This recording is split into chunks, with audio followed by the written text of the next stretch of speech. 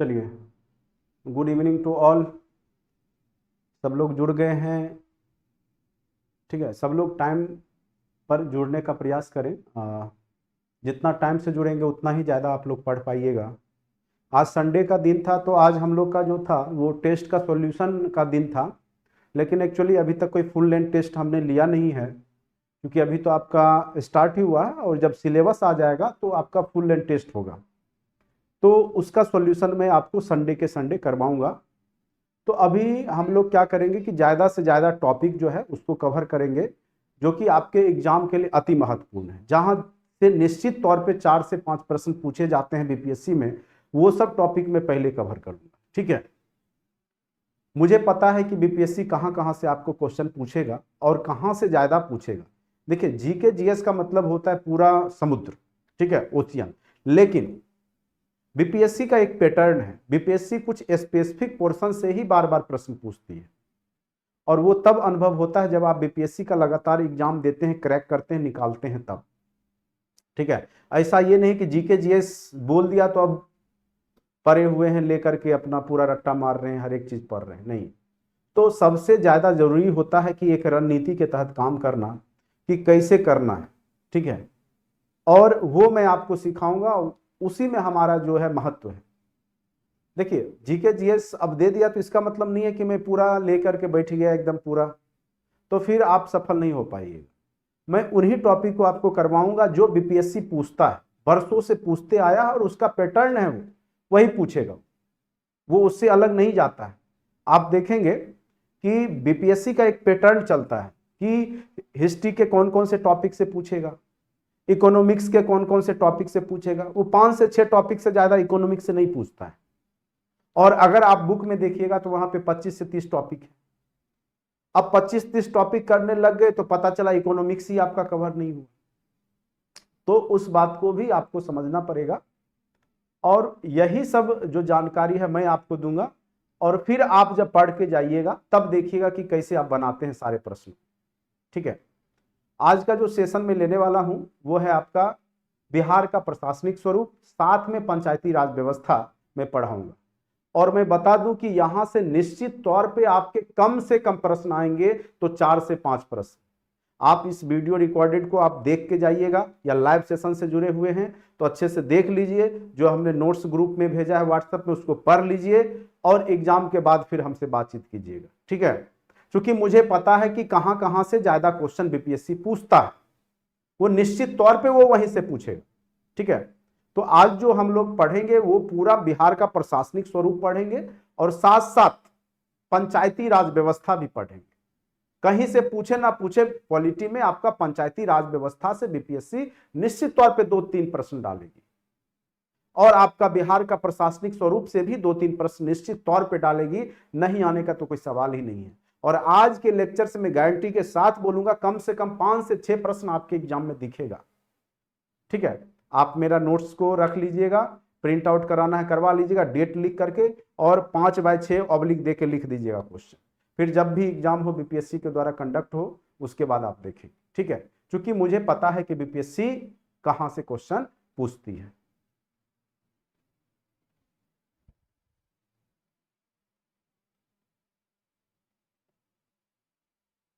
चलिए, sound clear है, इसमें कोई तरह का दिक्कत नहीं है। बस अब टॉपिक सुनिए और समझने का प्रयास कीजिए, कहीं कोई तरह का दिक्कत आपको नहीं होगा, क्योंकि हमने एक प्रॉपर अच्छे ढंग से एक सिस्टम डेवलप कर लिया है, जो कि आपको कहीं कोई तरह का दिक्कत नहीं आएगी। ठीक है,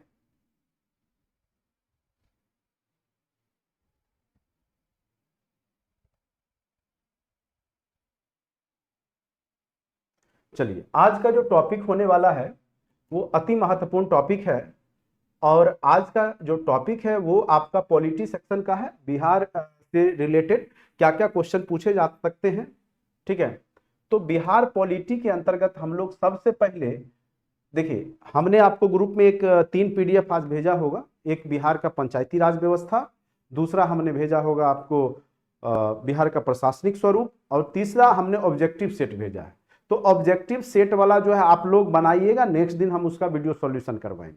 लेकिन फिलहाल अभी आपको मैं थ्योरी पढ़वाऊंगा।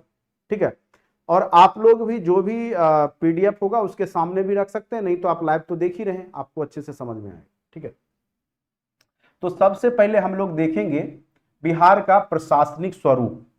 ठीक है, और बिहार का जो प्रशासनिक स्वरूप है कहां कहां से, अब हमने इसको एकदम शॉर्ट में कर दिया है कि आप लोग बस लाइन को अच्छे से पढ़ के जाइए। आप केवल लाइन पढ़ के जाइए, गारंटी के साथ क्वेश्चन इससे बाहर नहीं जाने वाला है। वीडियो क्लियरिटी दिख रही होगी अच्छे से, कोई तरह का दिक्कत नहीं है। मैथ्स में कौन वाला समझ नहीं आया? अच्छा, कौन वाला? एंगल वाला, घड़ी का, क्लॉक वाला। ठीक है, नहीं आया तो फिर नेक्स्ट क्लास में समझाएंगे उसको। नहीं समझ में आया इसका मतलब है कि आपने कभी रीजनिंग मैथ पढ़ा नहीं है, इसीलिए समझ में नहीं आया। बाकी जो लोग थोड़ा भी अवेयर होंगे उनको जरूर समझ में आ गया होगा। चलिए नेक्स्ट क्लास में देखेंगे, जब वो रीजनिंग मैथ का क्लास होगा तो उस दिन समझाएंगे कैसे बनता है। आज हमारा पॉलिटी का क्लास है, और पॉलिटी में हम लोग जो सबसे पहले पढ़ेंगे वो है बिहार का प्रशासनिक स्वरूप। ठीक है, बिहार का प्रशासनिक स्वरूप के अंतर्गत सबसे पहले आप लोग जानिए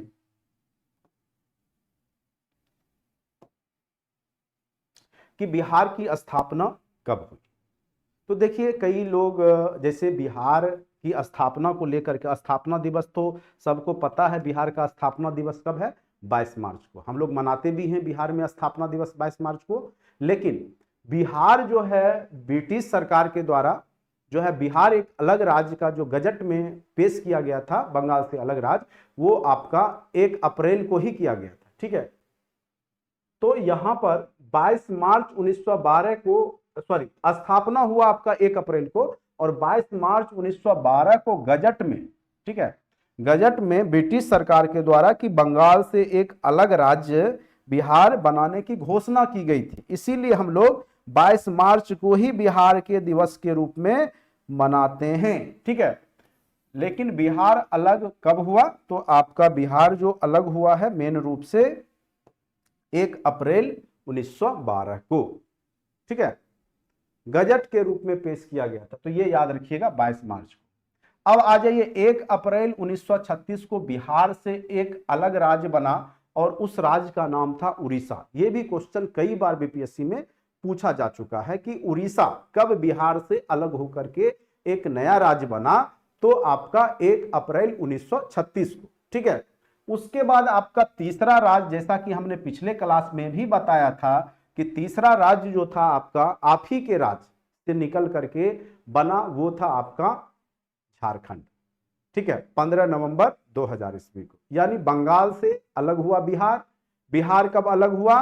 तो 22 मार्च 1912 को घोषणा हुई, 1 अप्रैल को बन गया राज्य। लेकिन बिहार से फिर अलग होकर के जो उड़ीसा बना वो आपको 1 अप्रैल 1936 को बना। फिर आगे आपका झारखंड जो है 15 नवंबर 2000 को, बिरसा मुंडा का जन्मदिन है 15 नवंबर को, उसी दिन एक अलग राज्य झारखंड का निर्माण हुआ। तो ये भी याद रखिएगा। अब देखिए जो राज्य सरकार है, जो प्रशासनिक स्वरूप है, उसको हम लोग देखेंगे। अच्छे से समझने का प्रयास कीजिएगा, कहीं कोई तरह का दिक्कत नहीं होगा। राज्य सरकार की प्रमुख 3 इकाइयां होती है, चाहे किसी भी राज्य हो, कोई भी राज्य। ठीक है, चाहे आपका बिहार हो, यूपी हो, कहीं भी आप जाइए, उसके स्ट्रक्चर में यही रहता है। सबसे पहले आपका विधायिका, दूसरा आपका कार्यपालिका, तीसरा आपका न्यायपालिका।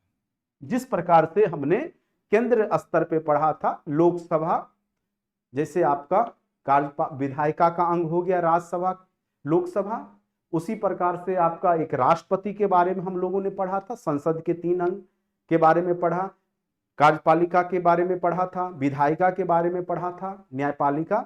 तो उधर से भी आपका आगे, तो जस्ट लाइक आपके राज्य स्तर पे भी 3 पार्ट है, आपका विधायिका, कार्यपालिका, और तीसरा आपका हो गया न्यायपालिका। ठीक है, तो विधायिका का मतलब होता है जो राज्य के अंदर कानून बनाने का काम करेंगे। विधायक विधि बनाने वाले विधायक हुए, जैसे आपका लोकसभा राज्यसभा है केंद्र स्तर पे। ठीक है, विधायी। उसी प्रकार से कार्यपालिका के रूप में आप देखिएगा राज्य में राज्यपाल होते हैं, जैसे केंद्र में आपके राष्ट्रपति होते हैं। उसी प्रकार से न्यायपालिका में आप जो केंद्र स्तर पे सुप्रीम कोर्ट के बारे में पढ़ते हैं, सर्वोच्च न्यायालय, और यहाँ राज्य में हाई कोर्ट, उच्च न्यायालय होता है। ठीक है, तो यहां पर हम लोग तीनों इकाई को पहले पढ़ेंगे, उसके बाद फिर हम लोग नीचे स्तर तक जाएंगे, स्थानीय स्वशासन तक पढ़ेंगे। और आज थोड़ा लंबा सेशन होगा लेकिन अति महत्वपूर्ण क्लास होगा, क्योंकि हमने पहले बोल दिया कम से कम 5 से 6 क्वेश्चन यहां से बीपीएससी पूछेगा। चलिए अब सबसे पहले आइए विधायिका के बारे में पढ़ेंगे। तो विधायिका का 2 सदन, मेन रूप से आपका विधान परिषद और विधानसभा, ठीक है। तो जो राज्य का जो उच्च सदन होता है वो विधान परिषद होता है, और जो निम्न सदन होता है वो आपका विधानसभा होता है। यानी राज्य का जो विधायिका है उसका उच्च सदन यानी जो कभी विघटित नहीं होता है, जिस प्रकार से राज्यसभा का विघटन नहीं होता है उसी प्रकार से राज्य स्तर पर विधान परिषद का विघटन नहीं होता है। सभी राज्यों के पास कहिएगा विधान परिषद है तो नहीं है, सभी राज्यों के पास विधान परिषद नहीं है। थोड़ा सा लाइटिंग का इफेक्ट है।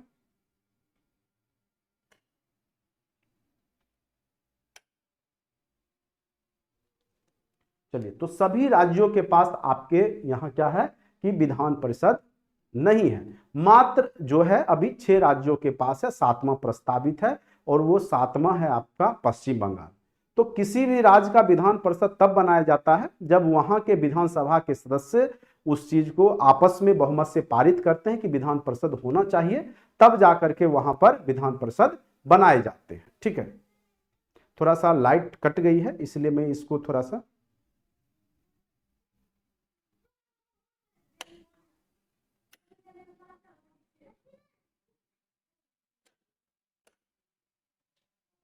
चलिए थोड़ा सा लाइटिंग इफेक्ट कम होगा लेकिन आप लोग स्क्रीन पे देख पा रहे होंगे अच्छे से, ठीक है। तो ये समझिए कि विधान परिषद सभी राज्यों के पास नहीं होता है, और कुल मिलाकर के मात्र जो है विधान परिषद 6 राज्यों के पास है। जैसे जो भी बड़ा जनसंख्या के दृष्टिकोण से है वैसे याद रखिएगा, जैसे आपका जनसंख्या में आपका 1 नंबर पे यूपी है तो वहां विधान परिषद है, दूसरे नंबर पे आपका महाराष्ट्र है तो वहां पे है, फिर आपका बिहार है, बिहार में है, फिर आपका जम्मू कश्मीर में था, फिर आपका आंध्र प्रदेश में था, एक 7वां जो है आपका प्रस्तावित है पश्चिम बंगाल, ठीक है। तो वहां का विधानसभा चाहेगा तो वो विधान परिषद बना सकता है क्योंकि उसका विघटन नहीं होता है, ठीक है। तो यहां पर क्या है कि यह एक उच्च सदन है और यह एक अस्थाई सदन है। क्या है? अस्थाई सदन। कई बार पूछेगा कि विधान परिषद का कार्यकाल कितना होता है, तो आप बोलिएगा इसका कार्यकाल जो होता है, इसका अस्थाई सदन है, इसका कोई कार्यकाल नहीं होता है, अनलिमिटेड टाइम, कभी विघटित होता ही नहीं। हाँ, इसके सदस्यों का कार्यकाल होता है। इसके सदस्यों का कार्यकाल कितना होता है? तो इसके सदस्यों का कार्यकाल आपका जो होता है वो 6 वर्ष का होता है, और प्रत्येक जिनका 6 वर्ष पूर जाता है 2 वर्ष पे 1/3 सदस्य नए आ जाते हैं, पुराने निकाल लिए जाते हैं और नए लोगों का निर्वाचन वहां पे कर दिया जाता है, ठीक है। तो जिसका कभी विघटन नहीं हो सकता है, तो याद रखिएगा विधान परिषद का कभी विघटन नहीं हो सकता है, और इसके सदस्य जो है एकल संक्रमणीय मत पद्धति के आधार पर चुने जाते हैं। और उसमें जो बिहार का जो विधान परिषद है उसकी स्थापना कब हुई, ये भी क्वेश्चन पूछा जा सकता है। तो याद रखिएगा कि इसकी स्थापना जो हुई है वो आपका 28 मार्च 1936 को हुआ है। कब हुआ है? 28 मार्च 1936 को। और इसमें कुल 75 सदस्य हैं। बिहार के विधान परिषद में कुल सदस्यों की संख्या कितनी है? तो 75, 75 याद रखना है। और ये कम से कम 1/3 से ज्यादा नहीं होता है, लगभग 1/3 के बराबर होता है। जैसे विधानसभा में जैसे 243 सदस्य हैं तो इसका 1/3 कीजिए, ठीक है। तो 3 8 24 हो गया, तो लगभग जो है आपका 81 होना चाहिए, लेकिन 75 ही है, ठीक है। तो जो 1/3 से थोड़ा कम होता है, और मैक्सिमम आपका 81 हो सकता है, लेकिन बिहार के विधान परिषद में 75 सदस्य ही हैं, ठीक है। तो इन सदस्यों की जो नियुक्ति होती है वो एकल संक्रमणीय मत पद्धति के आधार पर, जिस प्रकार से राज्यसभा के सदस्यों की नियुक्ति होती है उसी प्रकार से विधान परिषद के सदस्यों की भी नियुक्ति होती है, ठीक है। तो इसका एक अपना निर्वाचक मंडल होता है जो कि वोटिंग करता है, ठीक है। और ये अपने में से ही खोज करके, ढूंढ करके, नियुक्ति करके अपना भेजते हैं, चुन करके, ठीक है। तो यहां पर देखिए कि 1/3 सदस्य यानी 75 का 1/3 हो गया 25 का निर्वाचन राज्य विधानसभा के सदस्यों के द्वारा चुन करके होगा। जैसे नीतीश कुमार आप देखेंगे कि जल्दी वो चुनाव नहीं लड़ते हैं, और उनको यही से क्या किया जाता है, विधान परिषद में चुन करके भेज दिया जाता है विधानसभा से। तो आगे चलकर तो विधान परिषद के भी सदस्य मुख्यमंत्री बन सकते। अब कहिएगा पश्चिम बंगाल में क्यों प्रस्तावित है, तो आपको पता होगा कि जो वहां ममता बनर्जी की सरकार है, ठीक है, तो वो खुद चुनाव हार गई थी, तो विधान परिषद रहेगा, तो उस स्थिति में क्या होगा कि वो उस सदन से जीत करके जा सकती है, तो इसलिए वहां पे ज्यादा वहां पे जो वहां के जो विधानसभा है इस पे जोर दे रही है, ठीक है। तो यहां पर आ जाइए, तो 1/3 सदस्यों का निर्वाचन क्या होगा, विधानसभा के सदस्यों द्वारा होगा। 1/12 का निर्वाचन पंजीकृत स्नातक के द्वारा, जिन्होंने 3 वर्ष पहले स्नातक कर लिया है तो उनको भी यहाँ पे वोट देने का अधिकार होता है। उसके बाद 1/12 सदस्य जो होता है वो शिक्षक प्रतिनिधि द्वारा चुने जाते हैं, जो कि हाई स्कूल में पढ़ाते हैं या कॉलेज के, ठीक है, अपर उच्चतर शिक्षा में जो जुड़े रहते हैं, ठीक है, वो लोग वोट देते हैं। और 1/6 सदस्य यहाँ छूटा हुआ है, 1/6 सदस्य जो है राज्यपाल द्वारा मनोनीत होते हैं, राज्यपाल द्वारा क्या होते हैं, मनोनीत होते हैं, ठीक है। तो मनोनीत मतलब यहां पे इनका चुनाव नहीं होगा, निर्वाचन नहीं होगा, क्या होगा कि इनको चुन करके जो विशेष फील्ड के हैं, हो सकता है कला में हो, संस्कृति में हो, विज्ञान में हो, या किसी विशेष फील्ड के, और ये सब कॉन्सेप्ट आप प्राचीन समय से ही भारत में देखने को मिलता है, ठीक है। तो ये आप समझ गए होंगे कि ये जो टोटल सदस्य होते हैं बिहार विधान परिषद में, वो विभिन्न क्षेत्रों से चुन करके जाते हैं, पंजीकृत स्नातकों द्वारा, कुछ जो है आपके शिक्षक प्रतिनिधि द्वारा, ठीक है, 1/3 सदस्य जो है आपके विधानसभा, और 1/3 सदस्य और यहाँ पे चुके हैं, तो 1/3 सदस्य जो होंगे वो आपके कहाँ से जाएंगे, तो वो जो आपके जो स्थानीय स्वशासन है, ठीक है, स्थानीय स्वशासन है, जैसे आपका नगर पंचायत हो गया, नगर परिषद हो गया, पंचायती राज व्यवस्था हो गया, तो उनके जो प्रतिनिधि हैं वो चुन करके भेजते हैं, ठीक है। तो कुल मिलाकर के 75 सीट पे आपके राज्य में विधान परिषद में निर्वाचन होता है। 75 में जो भी 1/3 घटा लीजिए, बाद बाकी का निर्वाचन, बाकी मनोनीत होते हैं, ठीक है। तो यहां से जब भी क्वेश्चन पूछेगा तो यही पूछेगा कि इनके कार्यकाल कितना होता है, तो 6 वर्ष का होता है, लेकिन यह जो आपका विधान परिषद है कभी भी घटित नहीं होती, इनके सदस्यों का कार्यकाल 6 वर्ष होता है, ये याद रखना है, ठीक है। और कम से कम इसमें चुनाव लड़ने के लिए आयु कितनी होनी चाहिए, 30 वर्ष। कितनी आयु होनी चाहिए, विधान परिषद में चुनाव लड़ने के लिए आयु कम से कम 30 वर्ष होनी चाहिए, ठीक है। तो ये समझ गए होंगे। और अध्यक्षता देखिए निर्वाचित सभापति के द्वारा किया जाता है, इसी में से चुन करके, और उपसभापति का भी यहाँ पे चुनाव किया जाता है, ठीक है। तो इन्हीं सब सदस्यों में से ही चुने जाते हैं। अब आते हैं विधानसभा। विधानसभा आप लोग जानते ही हैं, विधानसभा, और ये आपका राज्य का निम्न सदन होता है, और डायरेक्ट जनता के प्रतिनिधि, ठीक है, यहाँ पे पार्टिसिपेट करते हैं, और जनता के प्रतिनिधि यहाँ पर जो है वोटिंग के माध्यम से चुन करके आते हैं। तो निम्न सदन इसलिए चूंकि डायरेक्ट जनता इनको चुन करके भेज देती है, डायरेक्ट निम्न सदन। और वहां क्या है कि जो आप चुनते हैं, जो जनता चुनती है, फिर वो जो आपके प्रतिनिधि हैं वो जब चुनते हैं तब वो विधान परिषद, ठीक है। एक सेकंड,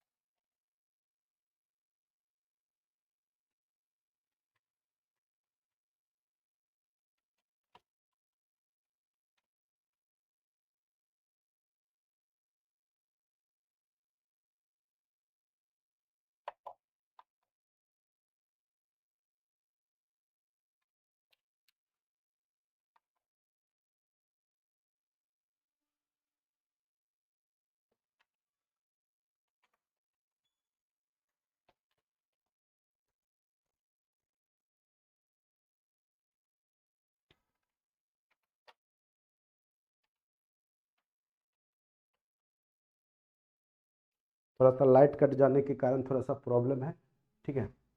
चलिए कोई बात नहीं, आप लोग स्क्रीन देख ही पा रहे हैं।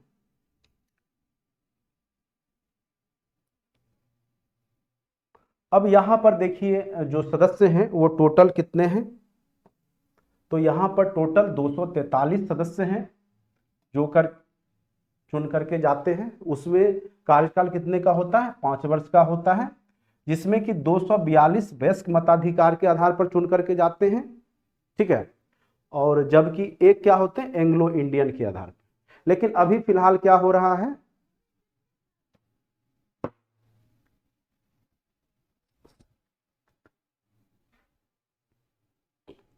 अभी फिलहाल क्या हो रहा है कि आपका एंग्लो इंडियन का सीट खाली ही रहता है, इस पे चुनाव नहीं होते हैं। 242 वयस्क मताधिकार के आधार पे ही चुने जाते हैं, यानी जिनको 122 सीट आ जाता है वो सरकार बना लेते हैं, ठीक है। क्योंकि कम से कम 50% +1 चाहिए यहां पर, तो 121 हो गया, तो एक सीट और जोड़ दीजिए, जिनके पास 122 सीट हो जाएगा विधानसभा में उनकी सरकार बन जाएगी, ठीक है। लेकिन टोटल सीटों की संख्या कितनी है बिहार में विधानसभा में, तो 243 सीटों की संख्या है।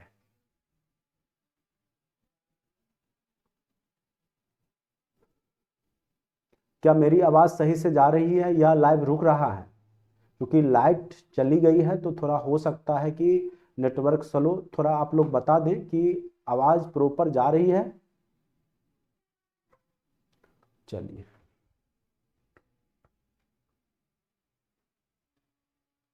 अब देखिए ये तो आपका विधानसभा के बारे में हो गया। ये आपका क्या है कि निम्न सदन है, इसका कार्यकाल 5 वर्ष का होता है और यहाँ पे डायरेक्ट जनता के प्रतिनिधि चुन करके जाते हैं और इसलिए निम्न सदन है। और इसके चुनाव लड़ने के लिए मात्र 25 वर्ष आयु होनी चाहिए, ठीक है। अब आ जाते हैं कार्यपालिका के बारे में, देखते हैं कार्यपालिका। तो कार्यपालिका का प्रधान जिस प्रकार से केंद्र स्तर पे आपके राष्ट्रपति होते हैं, उसी प्रकार से राज्य स्तर पे राज्यपाल होते हैं, ठीक है। तो और आपको पता होगा कि राज्य में, ठीक है, केंद्र का जो प्रतिनिधित्व होता है वो राज्यपाल के माध्यम से ही होता है और राष्ट्रपति राज्यपाल को नियुक्ति देते हैं, किसी राज्य में भेजते हैं वहां के मंत्रिपरिषद के प्रधानमंत्री और मंत्रिपरिषद के सलाह से, ठीक है। तो राज्यपाल किसी भी राज्य की कार्यपालिका के प्रधान होते हैं और वो केंद्र का प्रतिनिधित्व करते हैं किसी भी राज्य में। 5 वर्ष की अवधि तक बने रह सकते हैं, बनते हैं, और इनकी नियुक्ति राष्ट्रपति के द्वारा की जाती है, ठीक है। और ये नियुक्ति किसको करते हैं, तो मुख्यमंत्री और जो भी प्रतिष्ठित राज्य का पोस्ट होगा उसकी नियुक्ति जो है आपका राज्यपाल ही करते हैं, ठीक है। अनुच्छेद 217 के तहत राष्ट्रपति न्यायाधीश की, जो आपके हाई कोर्ट के जो न्यायाधीश होते हैं, मुख्य न्यायाधीश, ठीक है, उनकी नियुक्ति राज्यपाल की सलाह से ही, ठीक है, होता है राष्ट्रपति के माध्यम से, ठीक है। तो सलाह यहां पे कौन देगा, राज्यपाल ही देगा। चलिए अब आइए न्यायपालिका। ऐसे फिर हम लोग जो है राज्यपाल एक टॉपिक पढ़ेंगे अच्छे से, ठीक है। अनुच्छेद 214 प्रत्येक राज्य में उच्च न्यायालय का प्रावधान करता है कि प्रत्येक राज्य में अपना एक उच्च न्यायालय होगा। जैसे कि बिहार में भी आपका पटना उच्च न्यायालय है, जिसकी स्थापना 3 फरवरी 1916 को हुई थी। यह भी क्वेश्चन कई बार बीपीएससी में पूछा गया है कि पटना उच्च न्यायालय की स्थापना कब हुई थी, तो आप याद रखेंगे 3 फरवरी 1916 को, ठीक है।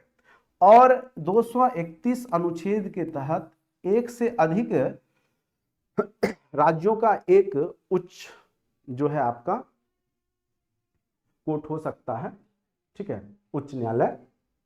एक से अधिक राज्यों का एक आपका हाई कोर्ट हो सकता है, ठीक है। तो ये यहां पर उच्च न्यायालय से बस पूछेगा बिहार स्पेसिफिक में, तो पटना उच्च न्यायालय की स्थापना कब हुई और किस अनुच्छेद के तहत प्रत्येक राज्य में आपके उच्च न्यायालय की व्यवस्था की गई है, तो अनुच्छेद 231 के तहत, ठीक है। अब आते हैं प्रशासनिक इकाई, ठीक है। प्रशासनिक इकाई के बारे में देखेंगे। प्रशासनिक इकाई जो राज्य स्तर का है वो मेन रूप से प्रमंडल में बटा होगा। प्रमंडल फिर आपका जिला में, जैसे आपके पूरे राज्य में 9 प्रमंडल हैं, तो यहां से भी क्वेश्चन पूछे जा सकते हैं। फिर जिला में बटता है, जिला अनुमंडल में, अनुमंडल जो है फिर प्रखंड में, प्रखंड फिर किस में बट जाता है, ग्राम पंचायत में बट जाता है। ठीक है, तो ये याद रखेंगे, अनुमंडल जो है आपका ग्राम पंचायत में बट जाता है। तो यहाँ पे परमंडल 9 है, जिला की संख्या 38 है। आगे ये सब आपका चर्चा किया गया है, जैसा कि आपको हमने नोट्स में अच्छे से डिक्लेयर कर दिया है कि आप लोग को पढ़ने में थोड़ा भी दिक्कत नहीं आएगा। बिहार सचिवालय जो है, जो कि कागजी काम का देखरेख करता है, जो भी आपका विधानसभा है, विधान परिषद है, तो उसका जो कागजी काम जो होता है, कर्मचारी वर्ग जो है वहां पे बिहार सचिवालय में काम करते हैं और उनके द्वारा जो है उनका डाटा संरक्षित किया जाता है, तैयार किया जाता है। और इसकी स्थापना 1912 में ही हुई थी बिहार सचिवालय की, और 8 विभाग थे उस समय। जब स्थापना हुआ था तो कितने विभाग थे? तो 8 विभाग थे।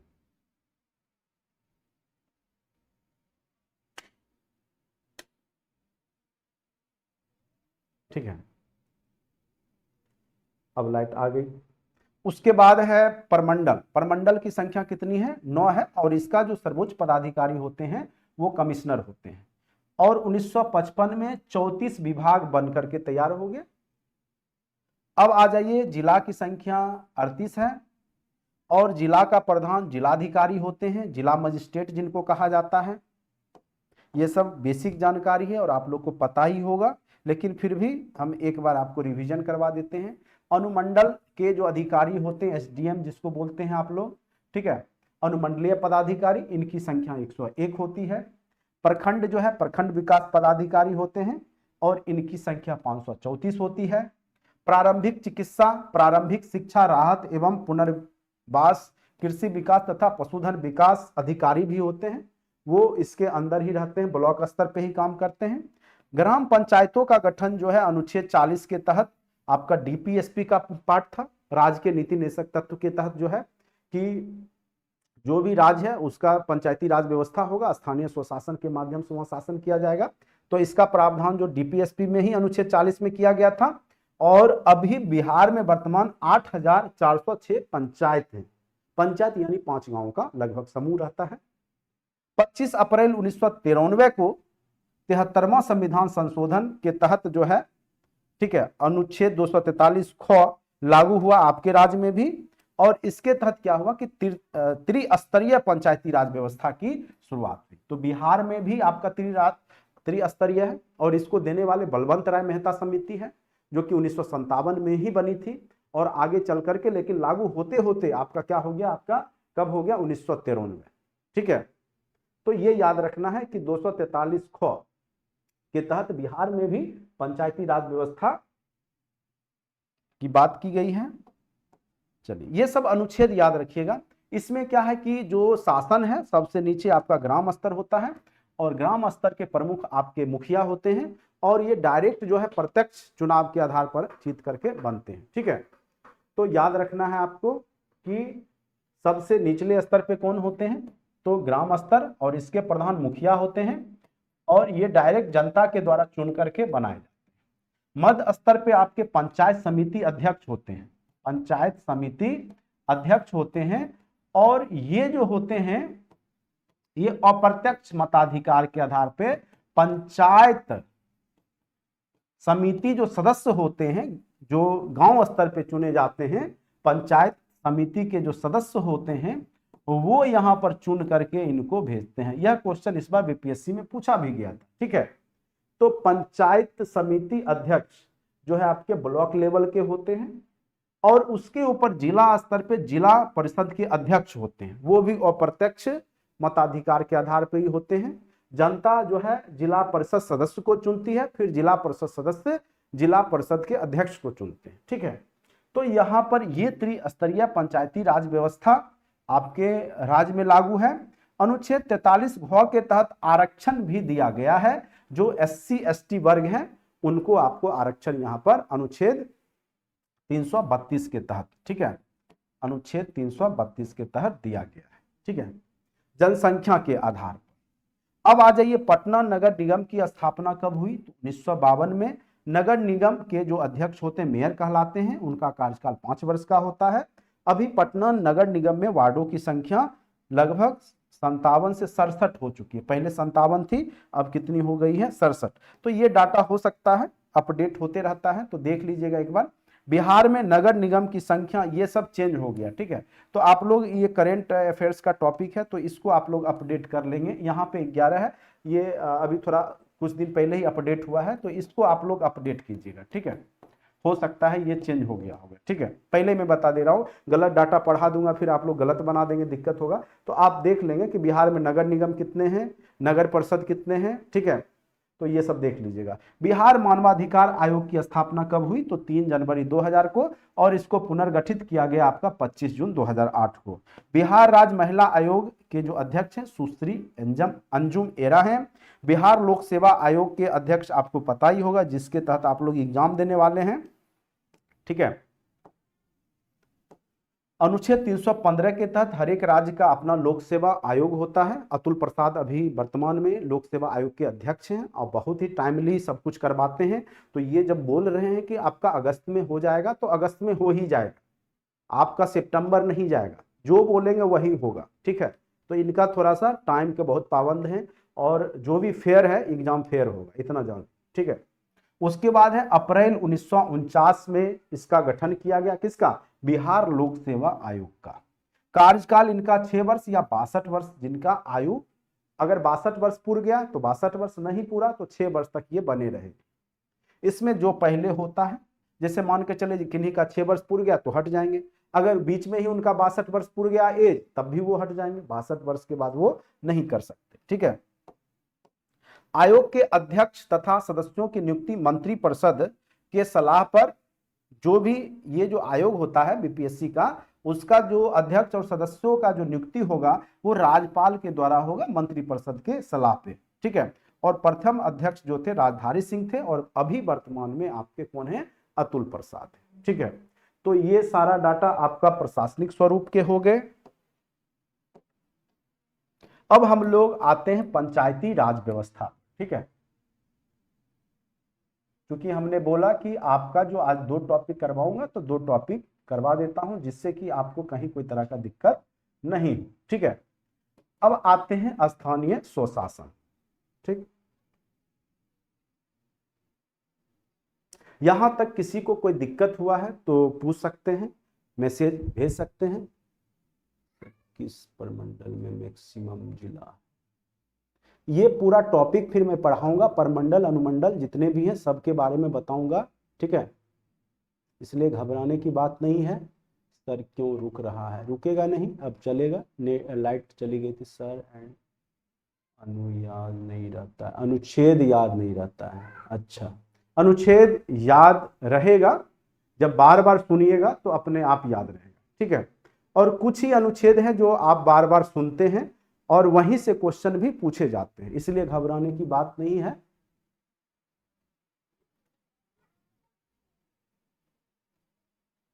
घबराने की बिल्कुल बात नहीं है, बिल्कुल आपको सुनाई दे रहा होगा, और बाद में भी आप लोग देख सकते हैं सेशन, जो लोग नहीं जुड़े हैं, ठीक है। चलिए वो थोड़ा सा, अब देखिए ऑनलाइन में क्या होता है कि यहाँ पे बहुत सारा चीज डिपेंड करता है, इंटरनेट सबसे पहले, ठीक है। तो होता है बीच बीच में हो सकता है कि आपका कुछ प्रॉब्लम हो गया हो, लेकिन अभी फिलहाल आप लोग का ठीक है, ठीक है। चलिए अब आते हैं स्थानीय स्वशासन। निश्चित तौर पे यहाँ से 3 प्रश्न आपके पूछे जाएंगे, 2 से 3 प्रश्न, दोनों मिलाकर के हमने पहले ही बोल दिया आपको 5 प्रश्न तक रह सकते हैं, तो आप देखेंगे कि रहेगा एग्जाम, ठीक है। अब आते हैं गांव एवं जिला स्तर के शासन को क्या कहा जाता है? स्थानीय स्वशासन, ठीक है। सबसे पहला लाइन आ जाते हैं, क्या लिखा हुआ है? गांव एवं, पहले है स्थानीय स्वशासन, जो स्थानीय स्तर के जब लोग शासन करें, ठीक है। यानी गांव एवं जिला स्तर के शासन को क्या कहा जाता है? स्थानीय स्वशासन।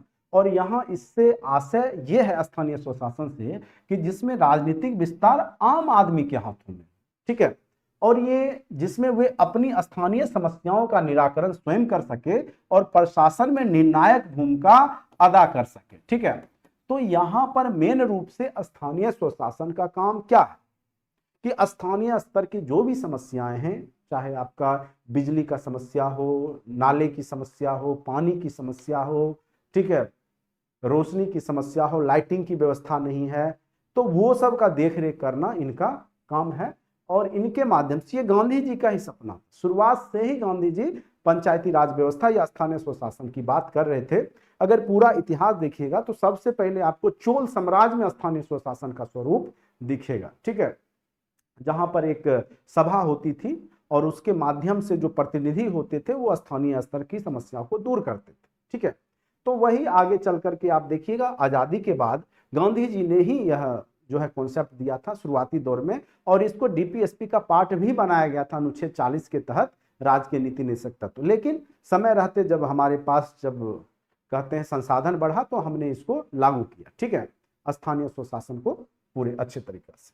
तो स्थानीय स्वशासन में विकेंद्रीकृत शासन व्यवस्था होती है, यानी विकेंद्रीकृत मतलब केंद्रीकृत मतलब सेंट्रल पावर, और विकेंद्रीकृत मतलब छोटे छोटे पार्ट में बटा, ठीक है।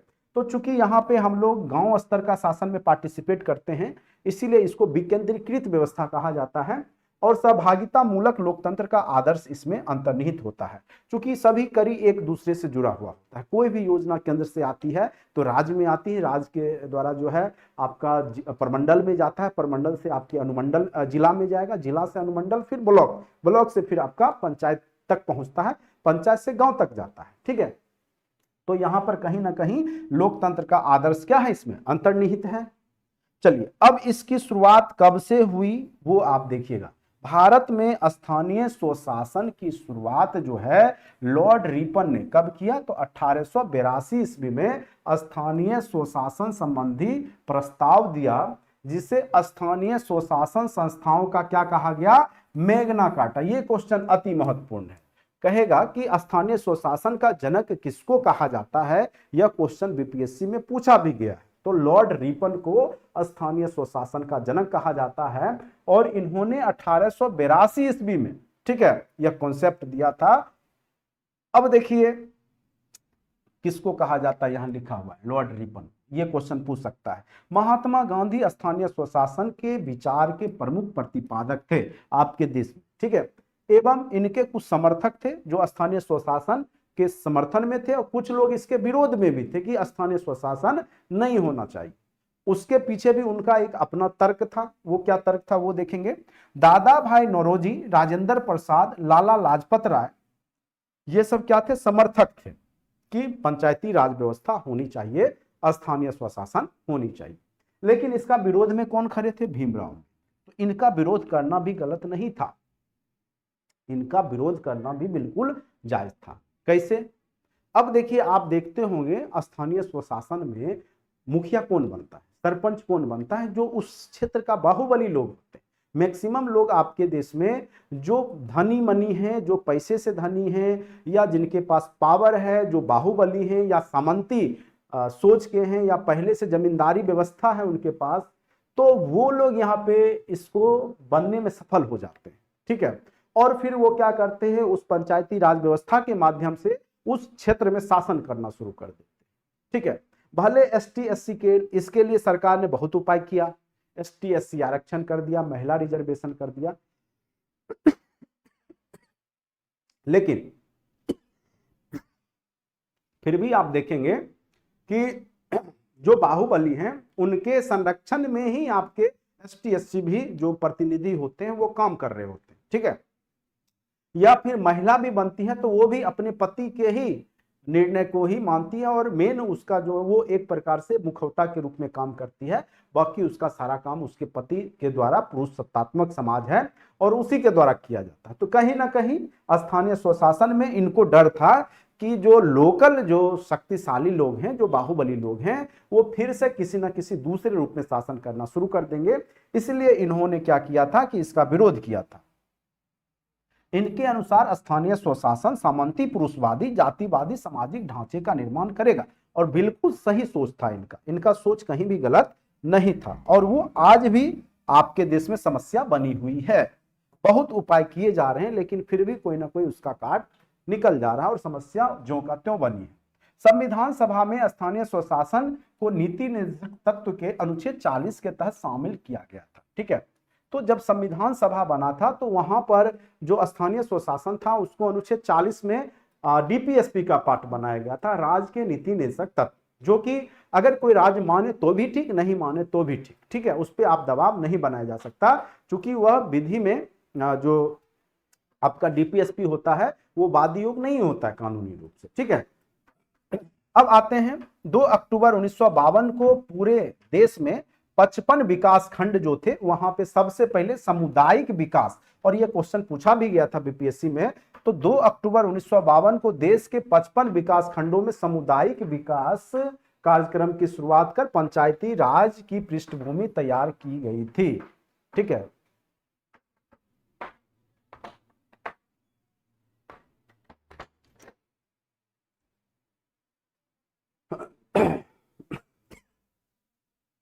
अब आ जाइए, तो ये पूछेगा कि सामुदायिक विकास कार्यक्रम की शुरुआत कब हुई थी, तो 1952 में, ठीक है, 2 अक्टूबर 1950-52 तक चरणबद्ध प्रयासों के बाद 73वें और 74वें संविधान संशोधन जो 1992 में हुआ, उसके तहत क्या हुआ कि भारत में स्थानीय स्वशासन को संवैधानिक दर्जा मिला और पंचायती राज व्यवस्था से संबंधित समितियां जो है उसके बारे में थोड़ा सा अब आप लोग जान लीजिए, कौन कौन सी समितियां बनी जो कि पंचायती राज व्यवस्था या स्थानीय स्वशासन के बारे में बताई। और यहां पर जो त्रिस्तरीय शासन की बात की गई सबसे पहले, वो पंचायत की त्रिस्तरीय ढांचा बनाए जाने की बात सबसे पहले किसने किया, तो बलवंत राय मेहता समिति। अति महत्वपूर्ण है, यह क्वेश्चन बार बार पूछे जाते हैं बीपीएससी में। तो किस समिति के तहत जो है पंचायती राज व्यवस्था की शुरुआत की गई बिहार में, तो या पूरे देश में, तो वो था आपका बलवंत राय मेहता समिति, जो कि 1957 में ही रिपोर्ट दिया, ठीक है। और यहां पे 3 स्तर की बात की गई, ग्राम स्तर पे ग्राम पंचायत, खंड स्तर पे आपका पंचायत समिति अध्यक्ष, और जिला स्तर पर जिला परिषद, और यही अभी भी आपके राज्य में भी लागू है। 1950 में राष्ट्रीय विकास परिषद ने बलवंत राय मेहता समिति की सिफारिशों को स्वीकार की, ठीक है, 1960 हो जाएगा, ठीक। अब देखिए ये 1958 होगा, ठीक है, ये 1958 कर ली, इसको थोड़ा सा आप लोग डाटा इंटरनेट से चेक कर लीजिएगा, ठीक है। बलवंत राय मेहता समिति के सिफारिश को राष्ट्रीय विकास परिषद ने बलवंत राय मेहता समिति को कब स्वीकार किया, मुझे लगता है 1958 में ही स्वीकार कर लिया होगा, ठीक है। उसके बाद है यहाँ पर 2 अक्टूबर 1959, फिर उसको क्या हुआ कि सबसे पहले पूरे देश में लागू किया गया। तो सबसे पहले 2 अक्टूबर 1959 को नागौर जिला जो कि राजस्थान में है, वहां पर जो तत्कालीन प्रधानमंत्री थे पंडित जवाहरलाल नेहरू द्वारा देश की पहली त्रिस्तरीय पंचायती राज व्यवस्था की शुरुआत की गई। यह क्वेश्चन अति महत्वपूर्ण है। सबसे पहले पंचायती राज व्यवस्था की शुरुआत किस राज्य में हुई, तो राजस्थान में हुई, और किस जिला में, तो नागौर जिला, ठीक है। उसके बाद जो है 11 अक्टूबर को, यानी 9 दिन बाद 1959 को ही आंध्र प्रदेश के महबूबनगर जिला के सादनगर विकास खंड में दूसरे नंबर पे आपको पंचायती राज व्यवस्था या स्थानीय स्वशासन की शुरुआत की गई, ठीक है। अब आ जाइए, दूसरा आपका समिति का नाम है आपका अशोक मेहता समिति, ठीक है। तो अशोक मेहता समिति देखिए नाम से क्लियर है, बलवंत राय मेहता, 3 अक्षर है, बलवंत राय मेहता, तो त्रिस्तरीय याद रखिएगा, ठीक है। उसके बाद आपका ये जो है अशोक मेहता 2 ही है, तो द्विस्तरीय, तो यही क्वेश्चन पूछता है, द्विस्तरीय का किसका विचारधारा था, अशोक मेहता का। तो दिसंबर 1977 में जनता पार्टी की सरकार के द्वारा एक समिति का गठन किया गया, और इस समिति ने 1978 में अपनी रिपोर्ट की, और इसके तहत क्या किया गया, 2 स्तरीय पंचायती राज व्यवस्था किया गया, एक तो पंचायत स्तर पे, दूसरा जिला स्तर पे, प्रखंड स्तर पे करने की बात इसने नहीं की, ठीक है। तो वो समिति का नाम क्या था, अशोक मेहता समिति। बस इतना जानिए, इससे ज्यादा आप लोग को पूछेगा नहीं। अब आ जाइए जीवी के राव समिति, इसका क्या निर्णय है, इस समिति का गठन राजीव गांधी सरकार के समय, ठीक है, और इस आयोग के जीवी के राव की अध्यक्षता में की गई, इसीलिए इसका, और ये कब किया गया, 1985 में। देखिए जो घटना आपका 1957 से ही चल रहा है कि पंचायती राज व्यवस्था होना चाहिए, लेकिन सही से लागू नहीं किया जा रहा है। बस समिति बनती है, कमेटी बनती है, रिपोर्ट देती है, फिर जो है नेता यहाँ पे सो जाते हैं, ठीक है, इस पे काम नहीं कर रहे हैं। फिर अब जाकर के 1985 में राजीव गांधी के समय में जीवी के राव समिति बनी, और इसमें योजना के विकेंद्रीकरण की बात की गई। पंचायती राज में जिला परिषद को नियोजन और विकास कार्यक्रम के उचित प्रबंधन का मुख्य निकाय बनाया गया। यानी जिला स्तर से ही डायरेक्ट रूप से पूरे नीचे स्थानीय स्तर पे जो है प्रबंध करने की व्यवस्था की गई। ठीक है, अब आ जाइए लक्ष्मी मल सिंघवी समिति। ठीक है, विकेंद्रीकरण की व्यवस्था पर पुनः जोर। अब देखिए फिर ये क्या करेगी कि त्रिस्तरीय की बात करेगी और फिर लागू। तो विकेंद्रीकरण की व्यवस्था पर पुनः जोर देते हुए 1986 में राजीव गांधी की सरकार द्वारा लक्ष्मी मल सिंघवी, ठीक है, की अध्यक्षता में एक समिति का गठन किया गया और पंचायती राज व्यवस्था के संवैधानिक दर्जा दिया जाए। इसका रिपोर्ट क्या आया कि देखिए ये तब तक लागू नहीं होगा जब तक कि आप इसको संवैधानिक दर्जा नहीं दीजिएगा। डीपीएसपी में रहेगा तो कोई राज्य इसको मानेगा, कोई राज्य इसको लागू नहीं करेगा और केंद्र सरकार उस पर कुछ कर नहीं सकती है। इसलिए इन्होंने रिपोर्ट दिया, कहा सबसे पहले इसको संवैधानिक दर्जा दीजिए ये पंचायती राज व्यवस्था को, स्थानीय स्वशासन, तब जाकर के सभी राज्य में ये लागू होगा। त्रिस्तरीय, ग्राम, खंड और जिला स्तर की बात इन्होंने भी कहा कि 3 स्तरीय पे ही आपका शासन व्यवस्था हो ज्यादा बेहतर है। और इसी के तहत लक्ष्मी मल के ही बात, सिंघवी समिति के ही रिपोर्ट के आधार पर 73वां और 74वां संविधान संशोधन आपका कब हुआ? 1992 ईस्वी में, जिसमें आपका पंचायती राज व्यवस्था और नगर स्तर पे स्थानीय स्वशासन और पंचायत स्तर पे स्थानीय स्वशासन की बात की गई, ग्राम पंचायत। देखिए 73वां संविधान संशोधन अधिनियम 1992 तत्कालीन प्रधानमंत्री पीवी नरसिम्हा राव के कार्यकाल में प्रभावी हुआ। ठीक है, और देखिए जो इसको संवैधानिक जो रूप मिला वो देखिए कब से, 24 अप्रैल 1993 से 73वां संविधान संशोधन अधिनियम लागू हुआ। इसी कारण से हम लोग 24 अप्रैल को क्या मनाते हैं? पंचायत दिवस, राष्ट्रीय पंचायत दिवस के रूप में। चूंकि यहाँ पे अब इसको संवैधानिक दर्जा मिल गया, केमा संविधान संशोधन के तहत, तो 73वां संविधान संशोधन के तहत 24 अप्रैल को पूरे देश में पंचायती राज व्यवस्था को लागू कर दिया गया। इसीलिए पंचायती राज व्यवस्था दिवस हम लोग 24 अप्रैल को मनाते हैं। ठीक है, इस अधिनियम के संशोधन के तहत ही भाग 9 को जोड़ा गया और मूल संविधान में भाग 9 के अंतर्गत पंचायती राज से संबंधित उपबंधों की चर्चा अनुच्छेद 243 यहीं पे की गई।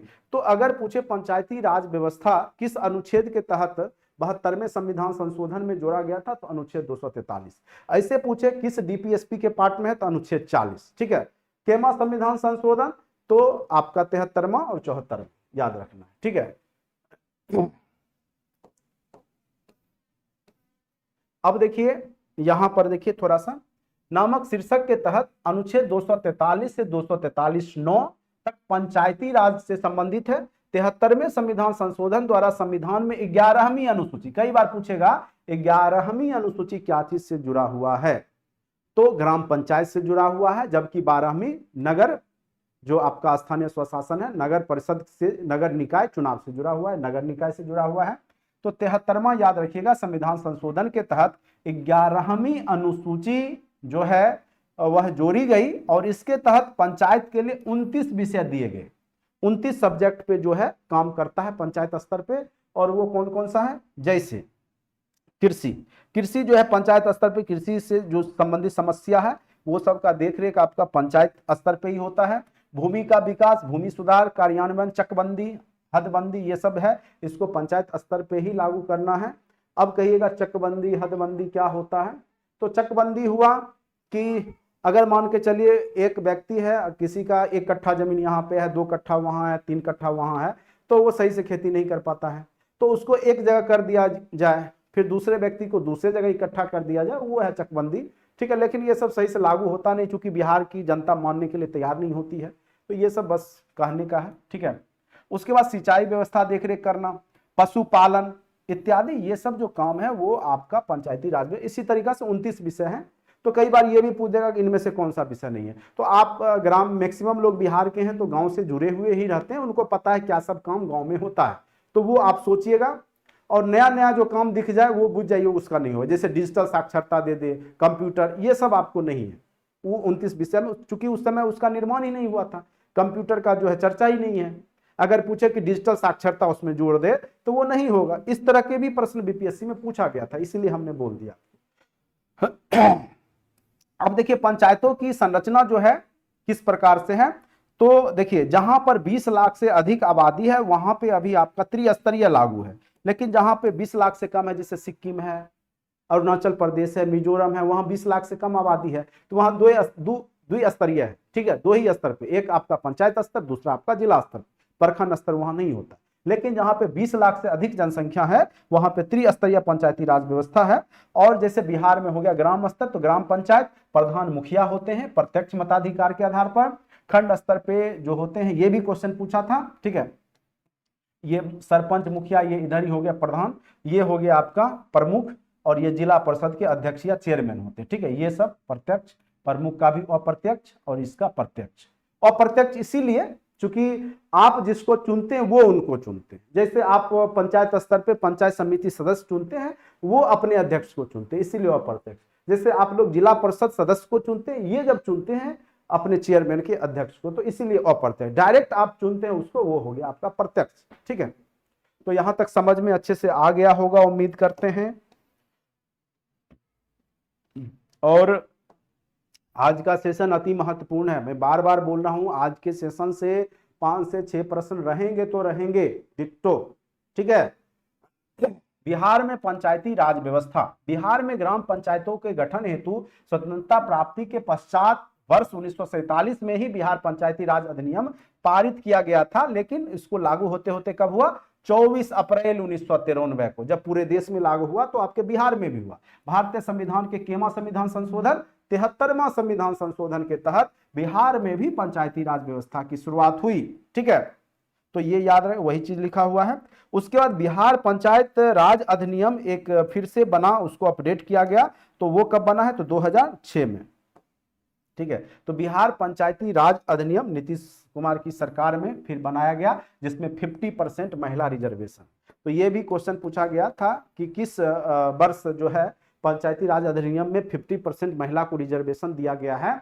तो वो आपका बिहार पंचायती राज अधिनियम 2006, ठीक है। अभी वर्तमान मार्च 2010 की स्थिति के अनुसार बिहार में 38 जिला है। बहुत लोग 39 बोल रहे हैं और 39 मार के आएंगे, गलत हो जाएगा। अभी बाढ़ प्रस्तावित है, कंफर्म नहीं हुआ है, ठीक है। तो अपने मन से सोचेंगे करेंगे तो अपना कीजिए, गलत होगा तो बाद में आप लोग पछताएंगे, हमने आपको बता दिया। तो कोई प्रस्तावित है या आपने सुना है, जैसे अभी अभी 7वां विधान परिषद बनने वाला है, बना नहीं है, तो जब तक कंफर्म नहीं हो जाए, न्यूज में नहीं आ जाए, तब तक आपको उसको नहीं मान के चलना है, ठीक है। कहीं देख लिए सुन लिए उसमें मिस्टेक हो जाएगा। 531 पंचायत समितियां हैं और 8442 ग्राम पंचायत मौजूद है, ठीक है। तो इस प्रकार से हमने आपको पूरा पंचायती राज व्यवस्था, बिहार का प्रशासनिक स्वरूप, स्थानीय स्वशासन के महत्वपूर्ण तथ्य की चर्चा हमने कर दी। उम्मीद करते हैं कि इससे बाहर आपके एग्जाम में प्रश्न नहीं पूछे जाएंगे। बाकी हमारे पास अब क्वेश्चन का सीरीज है, ठीक है, क्वेश्चन का सीरीज है। अगर क्वेश्चन आप लोग बनाना चाहेंगे तो वो भी आप लोग बना सकते हैं, बड़ी ही आसानी से आप बना सकते हैं।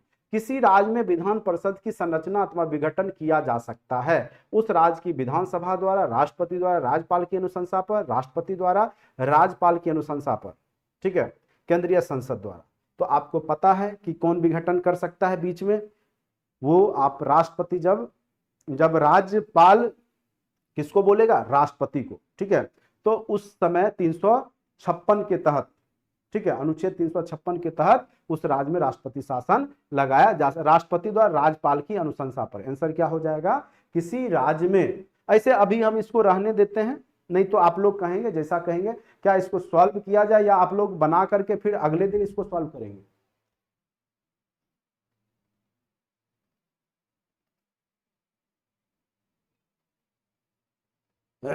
सब लोग ट्रिक खोज रहे हैं। देखिए अनुच्छेद का क्या ट्रिक है, इसको बार बार पढ़ना। कितना अनुच्छेद हमने बताया, अभी कितना अनुच्छेद का चर्चा किया? बस आपका अनुच्छेद 243, अनुच्छेद 40, और हमने चर्चा कहाँ किया? ठीक है, तो 2 ही तो अनुच्छेद पंचायती राज व्यवस्था हम बार बार चर्चा कर रहे हैं। अब इसके लिए ट्रिक, अब ट्रिक कहाँ से लाएं? वो सब कुदक कुदक के पढ़ा रहे हैं, बहुत सारे टीचर ट्रिक देते हैं, पढ़िए उनसे, ठीक है। ट्रिक आपका यही है, अनुच्छेद 243 और अनुच्छेद 40। इसमें क्या ट्रिक है पंचायती राज में? पूरा जब अनुच्छेद बताएंगे और ट्रिक पढ़ना है तो देखिए, ट्रिक उरिक से कुछ नहीं होगा, आपको बेसिक इसको समझना होगा, ठीक है। बार बार पढ़िए, ऐसा कुछ भी नहीं है कि आपको हम घोर के पिला देंगे, आप जब मेहनत करेंगे तभी होगा, ठीक है। हाँ क्वेश्चन देखिए, हाँ क्वेश्चन समझ में नहीं आएगा। अब देखिए, किसी राज्य में विधान परिषद की संरचना अथवा विघटन किया जा सकता है। तो किसके अनुशंसा पे किया जा सकता है? तो राष्ट्रपति द्वारा राज्यपाल की अनुशंसा पर, केंद्रीय संसद द्वारा, उस राज्य के विधानसभा द्वारा। ठीक है, तो आप लोग इसको पहले बनाइएगा। ठीक है, उसके बाद फिर हम नेक्स्ट क्लास में, चूंकि अभी हम बता देंगे तो फिर आपको मजा नहीं आएगा। निम्न राज्यों में से कहाँ विधान परिषद है? अभी हमने बताया कहाँ पर है, एक बिहार में ही है, केरल में नहीं ही है। जो भी जनसंख्या वाला है हमने बताया वहीं पे है।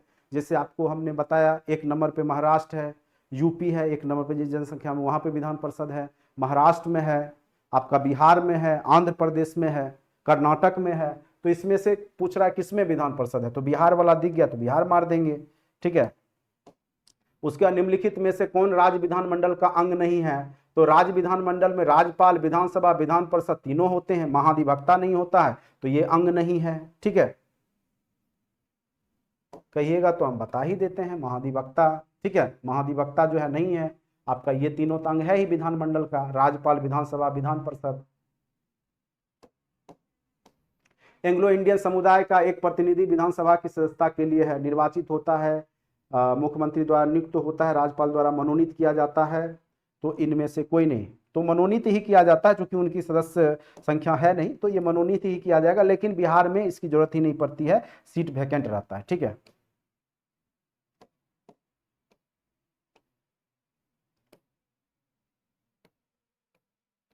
वही सब क्वेश्चन। राज्य मंत्रिपरिषद किसके प्रति जिम्मेदार होता है? विधान परिषद, विधानसभा के प्रति, विधान परिषद के प्रति, राज्यपाल के प्रति, इनमें से कोई नहीं। ठीक है, बिहार विधानसभा में वर्तमान में कितने सदस्य हैं ये सब आपको पता ही है। पहले आप लोग बना लीजिए, उसके बाद हम जो है इसको सॉल्व कराएंगे। ठीक है, आपको हमने PDF शेयर कर दिया है, और जब आप लोग अच्छे से बना लेंगे, जब अपना दिमाग लगाएंगे, तब जा करके फिर मैं बताऊंगा, तो अच्छे से आपके दिमाग में एडजस्ट होगा। ठीक है, क्वेश्चन आसान ही है, ज्यादा क्वेश्चन नहीं है। मैं क्वेश्चन देख लूं कितना है। आप लोग पहले अपने मन से बनाइएगा, 42 क्वेश्चन है, और उम्मीद करते हैं कि आप लोग बना लेंगे, और नहीं बनेगा तो फिर मैं आपको सर रहने दीजिए, सर ज्यादा MCQ करवाइए नेक्स्ट डे। हाँ, सभी लोग बोल रहे हैं सर रहने दीजिए, रहने दीजिए, दूसरे दिन करवाइएगा। ठीक है, कल आप सॉल्व करेंगे। ठीक है, मैं कल सॉल्व करूं। हाँ, सभी लोग बोल रहे हैं कल के लिए रहने देते हैं, आप लोग इसको सॉल्व कीजिए, आंसर की मैं आपको भेज दूंगा, मिला लीजिएगा। कि आप देखिए, इससे क्या होगा कि मैं अभी बता दूंगा तो आपको मतलब फिर मजा नहीं आएगा, फिर आप लोग को दिमाग पे जोर भी नहीं पड़ेगा, क्योंकि हमने पढ़ाया आपको, और फिर आप लोग जब बनाएंगे तब फिर आपको अच्छे से समझ में आएगा। ठीक है, तो आज के लिए इतना ही रहने देते हैं।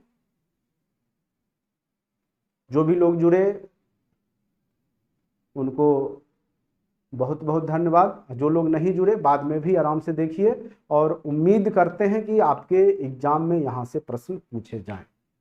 ठीक है, आज के लिए इतना ही, धन्यवाद।